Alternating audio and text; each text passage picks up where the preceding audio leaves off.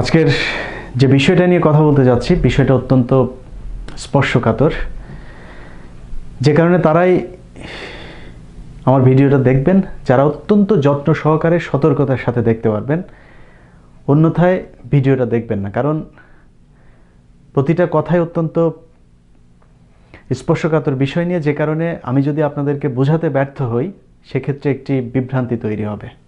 আমি চাই না সেটা হোক।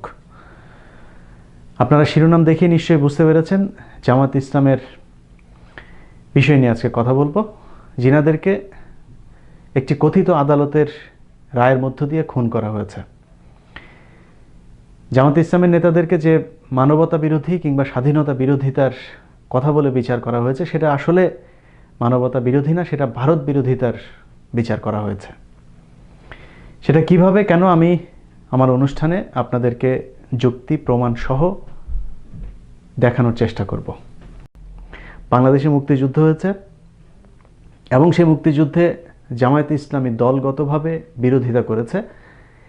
এর পক্ষে কথা বলার মতো কোনো সুযোগ নেই, কারণ ওই সময় সংগ্রাম পত্রিকা থেকে বিভিন্ন ধরনের স্টেটমেন্ট যেগুলো ওই সময় গোলাম আজম সহ অন্যান্য নেতারা দিয়েছেন, সেখানে বোঝা যায় যে তিনারা স্বাধীনতার বিরোধিতা করেছেন।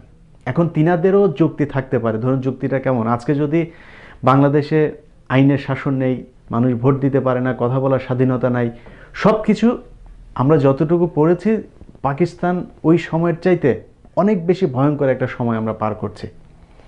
এখন আজকে যদি ধরুন মির্জা ফখরুল কিংবা তারেক রহমান সাহেব বলল যে আমরা বাংলাদেশের এই কয়টা জেলা নিয়ে আমরা আলাদা থাকতে চাই, আওয়ামী লীগের সাথে আমরা থাকবো না, করতে দেওয়া হবে? তাদেরকে তো সাথে সাথে ফাঁসি দেওয়া হবে। অতএব সেই সময় যারা পাকিস্তানকে ভাঙতে চেয়েছে, যদি নাকি চিন্তাটা সেভাবে করা যায়, তাহলে রাজনৈতিকভাবে যদি ৭১-এর মুক্তিযুদ্ধে পাকিস্তান জিতে যেত, তাহলে কিন্তু শেখ মুজিবুর রহমান সহ এই ব্লকে যারা ছিল তাদের সবার ফাঁসি হতো।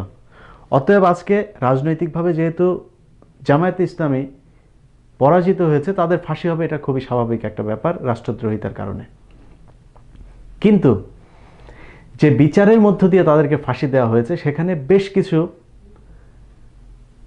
সাপ্লিমেন্ট যোগ করা হয়েছে, সেটা নিয়েই হচ্ছে বিতর্ক, যেটাকে বলা হচ্ছে মানবতা বিরোধী অপরাধ।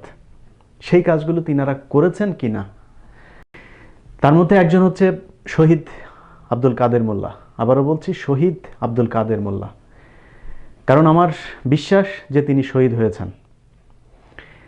আপনি শুধুমাত্র কমন সেন্স দিয়ে একটু চিন্তা করেন, একজন মানুষ যার বাড়ি হচ্ছে ফরিদপুরের মতো প্রত্যন্ত একটি জায়গায়, তিনি তখন মাত্র ইন্টারমিডিয়েট অনার্স পড়ুয়া একজন ছাত্র, তিনি ঢাকাতে আসলেন, এসে মিরপুরের মতো তখন ঢাকার মূল একটি কেন্দ্র, সেই কেন্দ্রের পুরো নিয়ন্ত্রণ নিলেন এবং কসাই কাদের নাম তিনার নামের সাথে অন্তর্ভুক্তি হলো। এমন একটা বিরাট আকারের কাজ তিনি করলেন। এটা কি সম্ভব? ধরলাম সেটাও সম্ভব। এত বড় একটা কাজ করলে তিনার মোটামুটি ছিটে ফোটা তো তার এলাকায় থাকার কথা।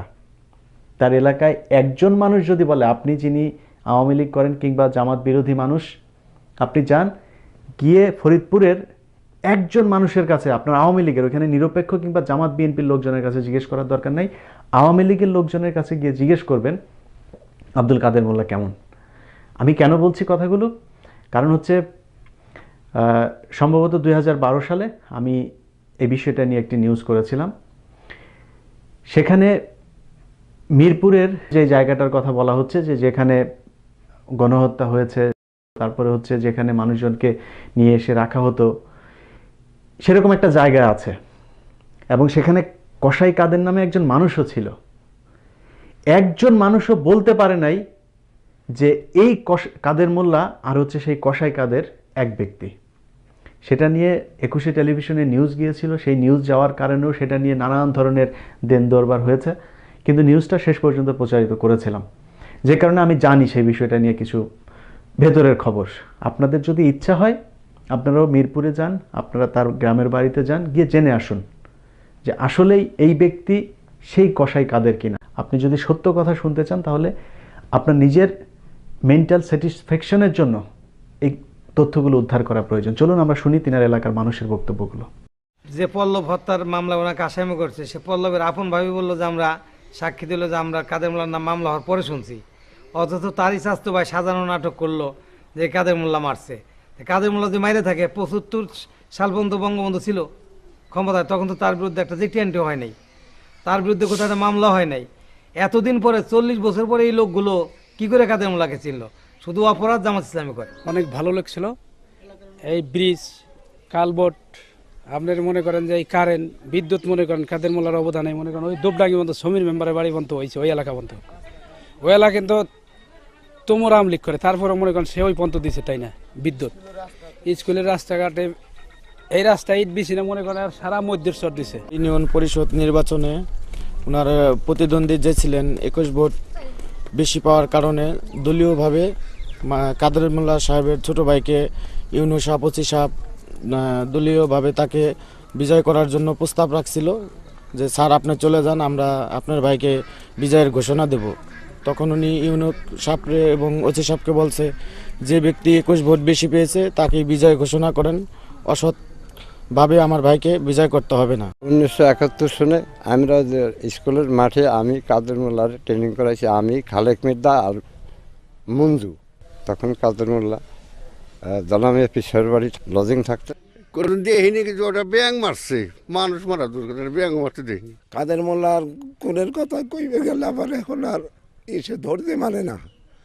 তার মতো সরল লোক আর ভালো লোক খুব এই পৃথিবীতে কমই আছে। তাই এই জালিম সরকার একদিন এর ফল আল্লাহ তারে দিবই, এর মধ্যে কোনো সন্দেহ নাই। কাদের মোল্লা কারো ক্ষতি করেনি আজ পর্যন্ত। আমার জীবনে আমার বয়স 45-এর উপর গেছে, আর বাপেও কোনোদিন দেয়নি যে কাদের মোল্লা কোনোদিন ক্ষতির কাজ করছে। লাস্ট যেদিন দেখা করতে গেলাম সেদিন রোজা ছিলেন, দেখি একটা টুলের উপরে বসে সেই গ্রিন টি খাচ্ছেন এক মগ, খুব নির্লিপ্তভাবে, খুব ধীর স্থির শান্ত চিত্তে চাটা খাচ্ছেন। উনি জানতেন যে ওই দিন ওনার রায় কার্যকর হতে পারে, এরপরও ওনাকে ওই রকম প্রশান্ত চিত্তে চা খাওয়া দেখে আমি একটু অবাক হয়ে গেছিলাম। তো এটা আমার এখন ওই যে টুলের উপরে বসেছিল, এটা আমার চোখে চোখে ভাসে। তাছাড়া ওনাকে সবসময় একদম দৃঢ়চিত্তই দেখেছি, কখনো ভেঙে পড়তে দেখি নাই। তিনার একজন সাক্ষী ছিল যাদের বাসায় 71-এ এই শহীদ আব্দুল কাদের মোল্লা ছিলেন, সেখানে লজিং থাকতেন। সেই বাসার একজন মানুষ, তিনি এখনো জীবিত আছেন এবং তিনি শহীদ আব্দুল কাদের মোল্লার পক্ষে আদালতে সাক্ষী দিতে চেয়েছিলেন। এই কথা রাষ্ট্রপক্ষ জানে এবং জানার কারণে আগের রাতে ডিবি পুলিশের একটি দল সেই বাড়িতে যায় এবং সেই বাড়িতে গিয়ে সেই ব্যক্তিকে খুন করার হুমকি দেয় যদি তার পরদিন সে সেই বাসা ছেড়ে চলে না যায়। এটাই হচ্ছে এই কথিত আন্তর্জাতিক অপরাধ ট্রাইব্যুনালের বিচার। চলুন তিনার মুখে শোনা যাক বক্তব্যটা। রাত্রি 11:30 বাজে খুলে দরজা, সবাই ঘরের মধ্যে হচ্ছে, মিষ্টি ভাষায় আমার নাম ধরে গালাগালি করছে, তোমাকে থানায় যেতে হবে। আমি তো থানায় কেন যাবো? আমি কোনো অন্যায় করিনি। শেষে বললো যে তো ঠিক আছে, তো তুমি এখন বাড়ি চলো। আমি বললাম যে এই রাত্রে তো আমি বাসা ছাড়তে পারবো না, তো যদি না যাস কালকে সকালে চলে যাবি, সকাল 8টার মধ্যে আমরা আবার আসবো, 8টার সময় এসে যদি তোরে পাই, তোরে এবং তোর 2 ছেলেকে উঠে নিয়ে যাবো, আর কোনো দিন আকাশ দেখতে পাবি না। এইরকম রাষ্ট্রযন্ত্র যখন সাক্ষীদের বিরুদ্ধে লেগে যাবে, সেই লোকের বুকের পাটা কত বড় যে এই সত্য বলার জন্য আদালতে আসবে। আমরা মতিউর রহমান নিজামী সাহেবের কয়েকজন সাক্ষী, যেগুলো রাষ্ট্রপক্ষের সাক্ষী ছিল এবং মতিউর রহমান নিজামীর বিপক্ষে সাক্ষী দিয়েছেন, সেই মানুষগুলোর মুখ থেকে শুনবো যে আসলে মতিউর রহমান নিজামীর বিপক্ষে তিনারা যে সাক্ষ্য দিয়েছেন সেটা সত্য কি মিথ্যা। চলুন শোনা যাক। জোর জুলুম করে এখন ধরে তাই বলাইলো, তাই বলেছিলাম। কারা জোর জুলুম করে দিল? বলেছিল যে মানে যে সংবাদদাতা করলো, আবার আওয়ামী লীগের লোক মানে যে করলো যে তুমি তাকে বলো এই কথার জন্য বলেছিলাম। তখন যে আমাকে মানে যে খুব ভয় দেখাইলো। তখন আমি নামাজ পড়ি, যখন নামাজ পড়ি, আমার নামাজের থেকে 8 টিকাত নামাজ পড়েছি, আর 4 টিকাত পড়ি হয়নি, আমাকে জোর করে ধরে টানি নিয়ে যায়। সেই কথা বলাইলো। কোন কথা?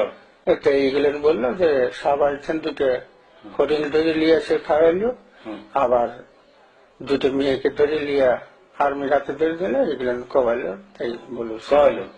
কে কে ধরে নিয়ে আসছিল? এই রাজা কাকা ধরে লিয়ে আসলো, কিন্তু নিজামি বলে সাথে ছিল, এগুলেন কবাইলো। সে কি সে ছিল নাকি? না, আমি তার দেখেই নেই, আমার সাথে দেখাই হয় নাই। সেই মানুষগুলোর যা হয়েছে সেটা আর তাদের পরিবারকে ফেরত দেওয়ার কোনো সুযোগ নেই।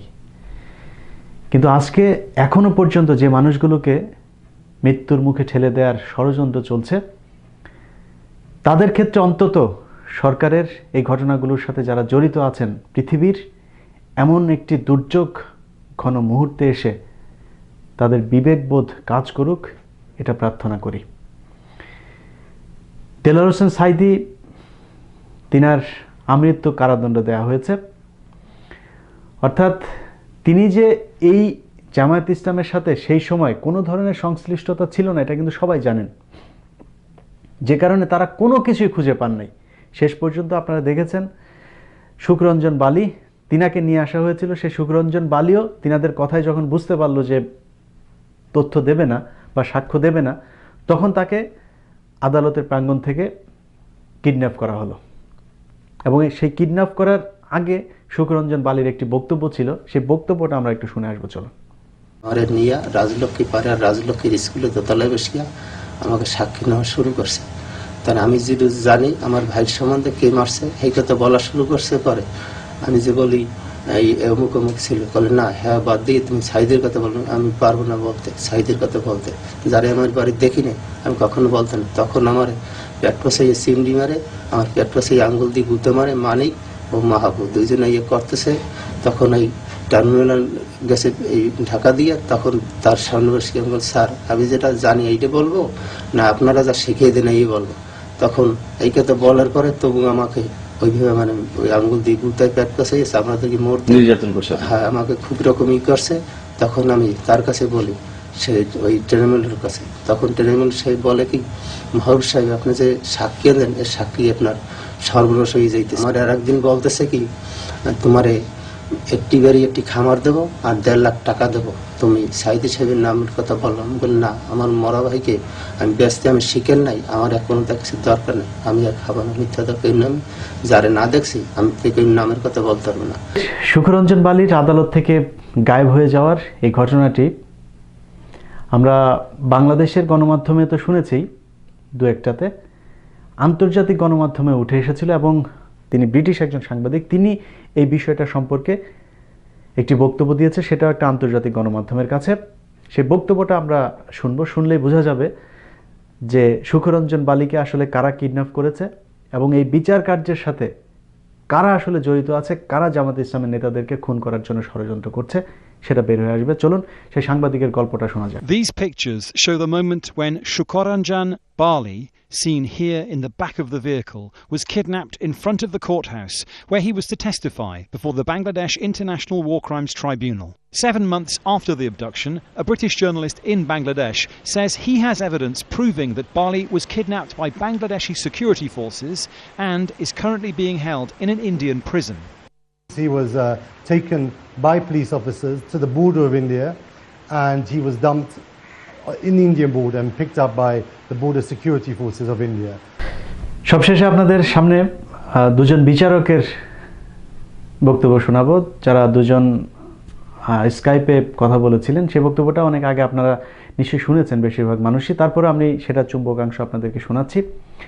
এনারা দুইজনই এই কথিত আন্তর্জাতিক অপরাধ ট্রাইব্যুনালের সাথে জড়িত ছিলেন, এবং তিনাদেরকে শেখ হাসিনা সরাসরি নির্দেশ করতেন, আইনমন্ত্রী সরাসরি নির্দেশ করতেন যে বিচারের রায় এই মুহূর্তে দেওয়া দরকার, এর একে একে ঝুলিয়ে দেওয়া দরকার, এর এই রায় হবে, এগুলো সব করতেন। এবং সেটা স্কাইপে তারা কথা বলেছিলেন।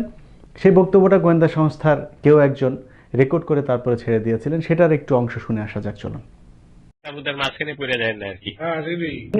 একটা দেন, সিনেবাবু কইছে ডিসেম্বরের মধ্যে 3টে দেন, এইটা গোলাম আজম সাহেব আর এটা থাকা, এই 3টে দিয়ে ফেলা ডিসেম্বরের মধ্যে, তারপর আমরা নিয়ে এসি আপনারা, এবার ওখানে আপনারা লাগবে না, এইসব কথা আর কি।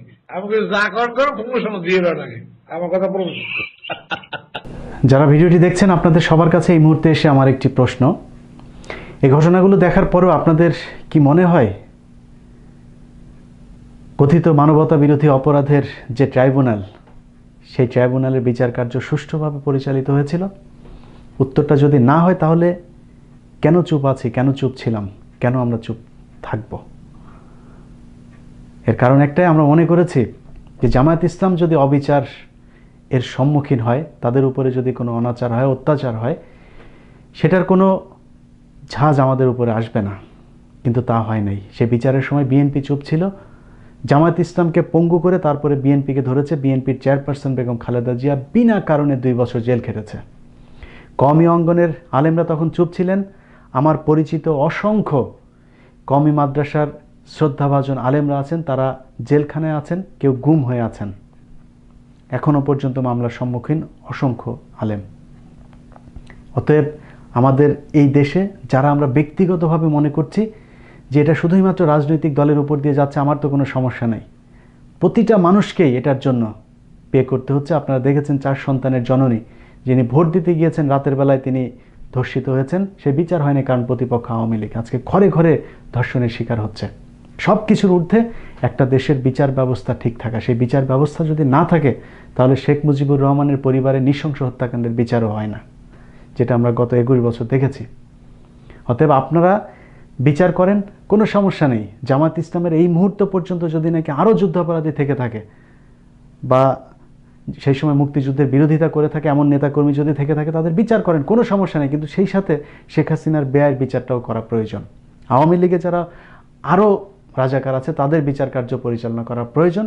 কারণ শুধুমাত্র এই 4-5 জন জামায়াত নেতাই সারা দেশে এত হত্যাকাণ্ডের সাথে জড়িত ছিল না। অতএব আমরা খুব পরিষ্কারভাবে বলতে চাই, আমরা প্রতিটা যুদ্ধ অপরাধী বলুন আর মানবতা বিরোধী অপরাধ বলুন, এর বিচার চাই। কিন্তু এমন কোনো বিচার চাই না যে বিচারের মধ্যে দেলোয়ার হোসেন সাঈদীর মতো একজন মানুষকে নিয়ে এসে তারপরে শুধুমাত্র বিরোধিতার কারণে তার শাস্তি দিয়ে আমৃত্যু কারাদণ্ড ভোগ করাবেন। আমি যদি বুঝাতে না পেরে থাকি, তাহলে আমার এর চাইতে সুন্দরভাবে বলা আমার পক্ষে সম্ভব না। আশা করি বুঝতে পেরেছেন। আল্লাহ হাফেজ।